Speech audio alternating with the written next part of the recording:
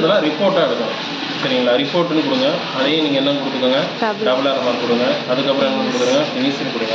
நீங்கள் அடிச்சதெல்லாம் ரிப்போர்ட்டாக வந்துடும். இந்த ரிப்போர்ட்டில் போய் எடிட் பண்ணுற வேலையே கிடையாது. சும்மா பார்க்க தான் முடியுமே தவிர வேறு எதுவும் போய் பண்ணலாம் முடியாது. சரி, இது ரிப்போர்ட்டு. இதை க்ளோஸ் பண்ணிங்கன்னா அதுவும் என்ன நேமில் சேவ் ஆகிடும், ரிப்போர்ட் அப்படிங்கிற நேமில் உங்களுக்கு சேவ் ஆகும். ரிப்போர்ட்டு ஆனால் டேபிளுங்கிற நேமில் சேவ் ஆகிடும். ஏன்னா எல்லாமே நம்ம டேபிள் வச்சு தான் பண்ணிட்டு இருக்கோம். இந்த பேரை மாத்திரம் தான் மாற்றிக்கலாம். அடுத்த லாஸ்ட்டுக்கு முன்னாடி கொரி டிசைன், கொரி விசார்ட், இது ரெண்டுமே சொல்லிடுறேன். இது வரைக்கும் உங்களுக்கு சொன்னதெல்லாம் விசார்டு தான் சொல்லியிருக்கேன். Form wizard, report wizard. சரிங்களா சார்? இதுக்கு மட்டும் ஏன் நீங்கள் கொரி விசார்டுன்னு சொல்கிறீங்க, டிசைனுன்னு சொல்கிறீங்க? சரிங்களா? இப்போ ஒரு எக்ஸாம்பிளுக்கு நான் ஃபார்ம் டிசைன் பண்ணுறேன்னு வைங்களேன். சரிங்களா? அப்போ நான் என்ன பண்ணுவேன், ஃபார்ம் டிசைனாக கொடுப்பேன். சரிங்களா? நம்ம அதை அடித்து வச்சுருக்கோமே இந்த டேபிள். சரிங்களா? இதில் இருந்து நான் ஒவ்வொன்றா என்ன பண்ணணும், இப்படி எடுத்து வைக்கணும். அது எல்லாமே நம்ம கரெக்டாக ஒரே மாதிரி எடுத்து வைப்போம்னு சொல்ல முடியாது. முன்ன பின்ன அலைன்மெண்ட் மாறும் பாருங்கள். ஆனால் விசார்டுனா அது ஒரு டபுள் ஆரோ மார்க் மட்டும் கொடுத்தா போதும். அதுவே ரெடிமேடாக அழகாக எல்லாமே வச்சு கொடுத்துரும். ஸோ ரெடிமேடு இதை கான்செப்ட் வச்சுக்கோங்க. விசார்டுனா ரெடிமேடாக நம்மளுக்கு ரெடியாக இருக்கும், போனோன்னு டக்குனு. ஆனால் இதுனா நம்ம உட்காந்து என்ன பண்ணிட்டு இருக்கணும், அலைன்மெண்ட் பண்ணிட்டு இருக்கணும். ஸோ இந்த மாதிரி நம்ம இதை செஞ்சு பார்த்துக்கலாம். அப்போ இது ஓகேவா? ரைட். இப்போ நம்ம என்ன சொன்னேன், இதுக்கு மட்டும் ரெண்டுமே சொல்கிறேன்னு சொன்னேன். ஒன்று கொரி டிசைனும் சொல்கிறேன், இன்னொன்று கொரி விசார்டும் சொல்கிறேன். சரிங்களா? ஃபஸ்ட்டு கொரி டிசைனை கிளிக் பண்ணுவோம். நம்ம அடித்த டேபிள் ஒன்று தான் காட்டும். அதை ஒரே ஒரு டைம் என்ன பண்ணுவோம், அப்புறம் க்ளோஸ் பண்ணுவோம்.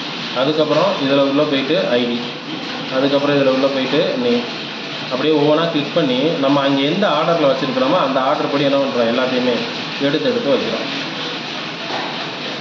எல்லாமே வச்சாச்சு. அப்புறம் இதில் வச்சு என்ன சார் கண்டுபிடிக்க போகிறோம் அப்படின்னா, கொரினா ஏதாவது ஃபைண்ட் அவுட் பண்ணணும், ஏதாவது கண்டுபிடிக்கணும். அப்போ இதில் டோட்டல் கண்டுபிடிக்கணும். சரிங்களா? டோட்டல் தான் அதில் இல்லை. இப்போ டோட்டல் ஃபார்முலா போட்டு கண்டுபிடிக்கும். ஒரு கோலன் ஷிஃப்ட் அமைக்கிட்டு என்ன பண்ணிக்கோங்க, செமி கோலன் அமைக்கிங்கன்னா கோலனை மாறி, அப்புறம் ஸ்கொயர் ப்ராக்கெட்டை ஓப்பன் பண்ணிக்கோங்க. சரிங்களா? சும்மா சாதாரண எதையும் அமைக்கணும். அமைக்கிட்டு இங்கே நான் என்ன ஸ்பெல்லிங் கொடுத்துருக்கனோ அதே ஸ்பெல்லிங் அடி டிஏ, அப்புறம் ப்ளஸ்ஸு, அப்புறம் திருப்பி ப்ராக்கெட்டை ஓப்பன் பண்ணி இஎன்ஜி, ப்ராக்கெட்டை க்ளோஸ் பண்ணி ப்ளஸ்ஸு, அதுக்கப்புறம் எம்ஏடி, அப்புறம் ப்ராக்கெட்டை க்ளோஸ் பண்ணணும். அவ்வளோதாங்க. சரிங்களா? எல்லாம் முடிச்சாச்சா? இந்த இடத்துல ரன்னுன்னு இருக்கும். போய் ரன்னுன்னு கொடுத்தீங்கன்னா என்ன ஆயிரும், உங்களுக்கு ஆன்சர் ஆட்டோமேட்டிக்காக இருக்கும். இப்போ இனிமேல் நீங்கள் ஏதாவது ஒரு பேர் அடிங்களே, எக்ஸாம்பிளுக்கு ஓப்போ, நான் வேல்யூ மட்டும்தான் அடிக்கிறேன். தட்டில் ஒன்றா டோட்டல் வந்துடும். ஓகே. ஆனால் இதுக்கு முன்னாடி டோட்டல் வராது.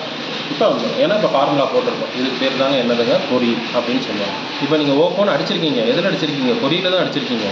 ஆனால் டேபிளில் அந்த ஓப்போங்கிற பேர் காட்டும், ஆனால் என்ன காட்டாது, டோட்டல். அப்போ கொரிக்கும் டேபிளுக்கும் உண்டான வித்தியாசம் இதுதான். இதில் அடித்தா அதில் அப்டேட் ஆவாங்க, அதில் அடித்தா இதில் அப்டேட் ஆவாங்க. ஆனால் கொரியில் ஃபார்முலா அப்ளை பண்ணியிருக்கோம், டேபிளில் ஃபார்முலா அப்ளை பண்ணணும். ஸோ இதுதான் இதுக்கு உண்டான வித்தியாசம். இது புரியுதுங்களா?